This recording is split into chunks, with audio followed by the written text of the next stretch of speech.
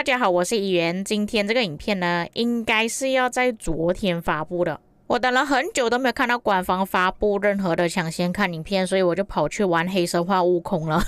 结果在我直播结束之后才知道官方发布了影片。不过没关系，今天我们还是来看一下三线阵的专属铭文到底有什么。顺便说一下我自己个人对三线阵的想象还有猜测。这边先说明啊，是猜测啊，因为我看到有一些观众讲我讲话越来越没有逻辑了。如果你们不喜欢听这种猜测跟想象的话，这样你可以离开这个影片了。我们先看专属铭文，首先书籍是部队获得 3.5% 的连击伤害加成，部队发动连击伤害时会增加 1.5% 的连击伤害，持续时间10秒，最多可以叠加5次。首先我想要知道的就是它这个叠层上去的时候会不会刷新时间。如果会刷新时间的话，照理来说它应该写上一句每次叠加会刷新持续时间。会不会刷新的问题其实影响还蛮大的。如果会刷新时间，就是一直停留在 7.5%。 那么其实我看到其他阵型都有提升 10%、15%、50% 都有。不过那些比较夸张的 70%、50% 都是有概率的，像这个 7.5% 应该还算合理吧。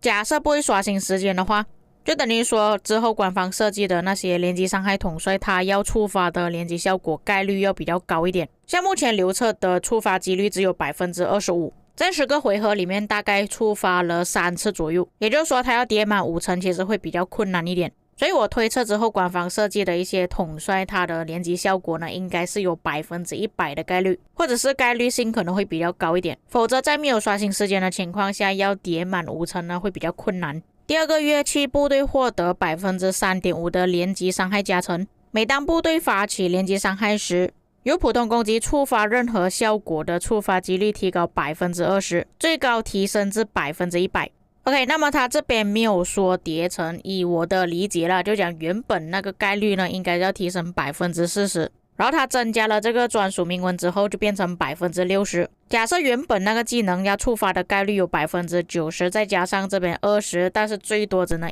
100%，就是说这个专属铭文它只是增加了 10% 上去而已。当然这个是我个人理解啦，他这边并没有说叠层。那么他这边所讲的东西到底是什么意思呢？我这里举个例子，就像刘彻的觉醒技能在野外时每次基础攻击有 25% 的概率，这个东西它这个专属铭文增加了 20% 下去，也就是说每次基础攻击有 45% 的概率可以触发到以下的效果。又或者是像阿提拉的技能有 25% 的概率提升 50% 的伤害，在拥有了这个铭文之后就会提升变成 45%。 当然也不是说长时间提升 20% 的，只有发起连击伤害的时候才会提升。就是说像刘彻的情况那样啦，如果他触发了连击伤害之后，他原本那个 25% 的概率可以再次触发连击伤害，就会变成 45%， 然后又触发连击伤害，又提升 45% 的概率又触发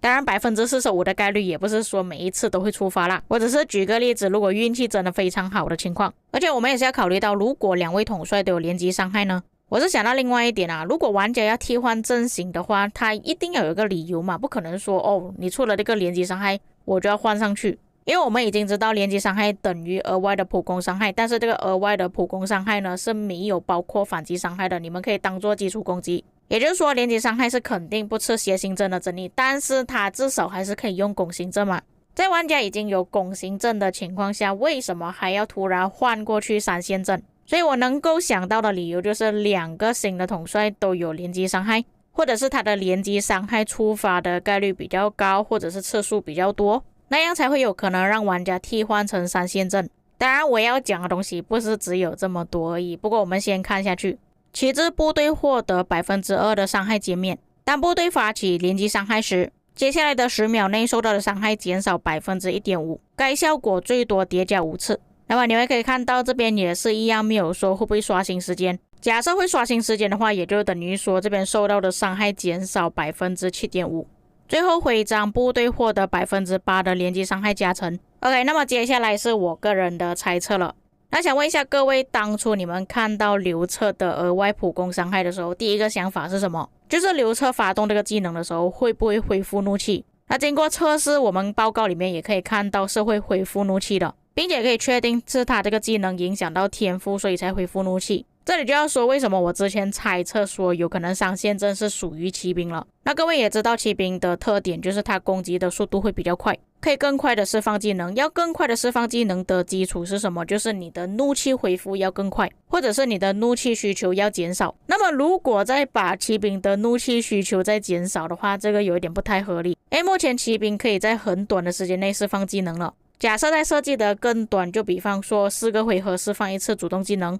这样的话我相信其他的兵种都不会接受。但是如果想要骑兵维持着这个机制，又不想要去改掉他们的怒气需求，我觉得把3线阵放在骑兵身上是最好的选择之一。像是他必须要触发了主动技能之后才可以触发到连击伤害，造成连击伤害的时候才会触发到我前面所讲的专属铭文的一些特点。除了提升连击伤害的加成之外，可以提升触发一些技能的概率，受到的伤害也会降低。但是本来骑兵统帅的伤害数值就蛮高了，如果他们又再提升一些什么技能伤害、终极伤害的话，又好像一点不合理。没有理由给你释放技能的速度变快了，你还要提升更高的伤害，所以他们才提升连击伤害，就是感觉好像不痛不痒的东西。连击伤害又不会提升到基础攻击，只是针对连击伤害而已，并且连击伤害触发的次数再多也好，每个回合能获得的怒气上限就只有220点，再加上可能你有什么其他的辅助统帅可以帮你恢复怒气，并且携带号角之类的也是会有影响，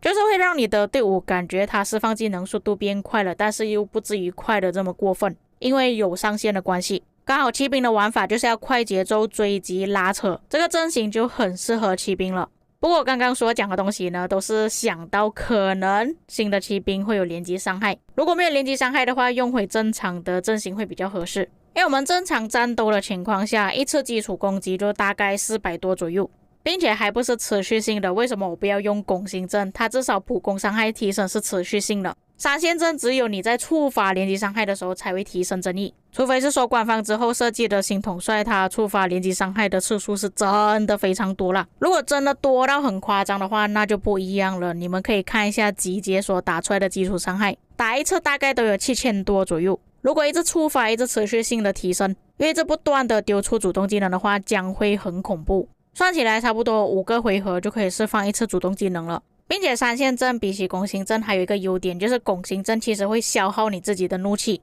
然后转换成伤害打出去，而且拱形阵大多数的专属铭文呢都是有概率的，然而3线阵并没有概率，不过它还是有叠层啦。我相信各位应该可以理解为什么官方要这样子设计啦。如果他真的是为了要让骑兵更快的释放技能而把连击伤害放在骑兵身上，就不会在3线阵上面设计任何扣除怒气的机制。还有当触发连击伤害的时候，顾名思义就是再次触发基础攻击。假设型的统帅技能设计里面真的有一些是需要靠基础攻击才可以触发的技能，通过连击伤害又可以再次触发，就比方说像阿提拉的技能这样子，并且还提升了概率，然后瞬间提升了50%的伤害，100%的伤害，相信那个效果应该很夸张。不过老实说，如果真的是为了要输出的话，还是选择拱形阵因为拱形阵是普攻伤害提升，普攻伤害包括基础伤害、反击伤害还有重击伤害全部都有增加。以上就是我对于连击伤害的一些猜测，因为我也不知道新的统帅是不是这样子设计，各位听听就算了。假设真的是设计出来的话，这个就当做一个预言影片吧。